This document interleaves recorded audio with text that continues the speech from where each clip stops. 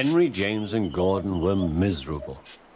They had been shut up for several days for being naughty and longed to be let out again. At last, the Fat Controller arrived. "I hope you are sorry," he said, "and understand that you are not so important after all. We have a new tank engine called Percy who helps pull coaches, and Thomas and Edward have worked the main line nicely. But I will let you out now if you promise to be good." "Yes, sir," said the three engines, "we will." "That's right, but please remember that this no shunting nonsense must stop." He then told Percy, Edward, and Thomas that they could go and play on the branch line for a few days. And they ran off happily to find Annie and Clarabelle at the junction. The two coaches were so pleased to see Thomas again. Edward and Percy played with trucks. "Stop, stop, stop," screamed the trucks as they were pushed into their proper sidings. But the two engines laughed and went on shunting till the trucks were tidily arranged.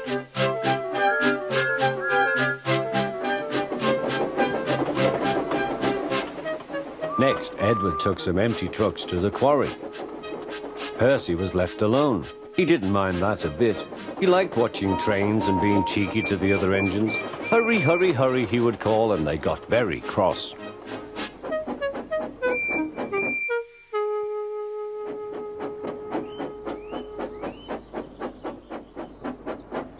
After a great deal of shunting, Percy was waiting for the signalman to set the point so that he could get back to the yard.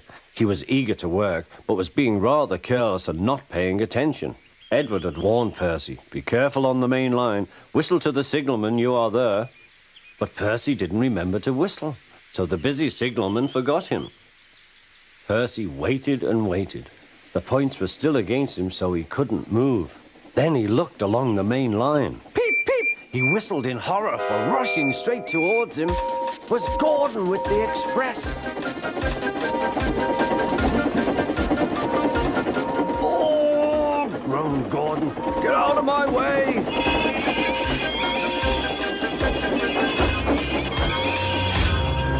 Percy opened his eyes. Gordon had stopped with Percy's buffers a few inches from his own. But Percy had begun to move. "I won't stay here. I'll run away," he puffed.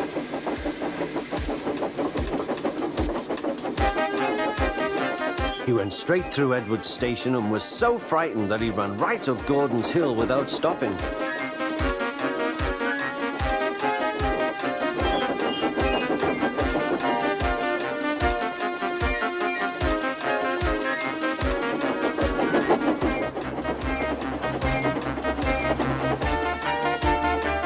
After that, he was tired, but he couldn't stop.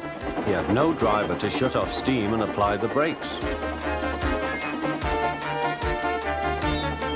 "I want to stop, I want to stop," he puffed. The man in the signal box saw Percy was in trouble, so kindly set the points. Percy puffed wearily onto a nice empty siding, ending in a big bank of earth. He was too tired now to care where he went. "I want to stop. I want to stop.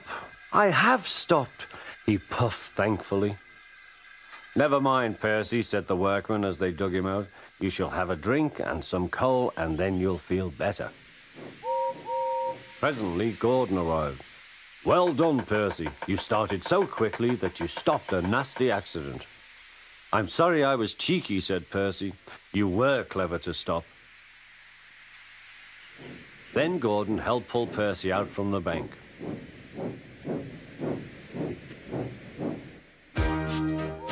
Percy is still cheeky because he is that sort of engine, but he is always most careful when he goes on the main line.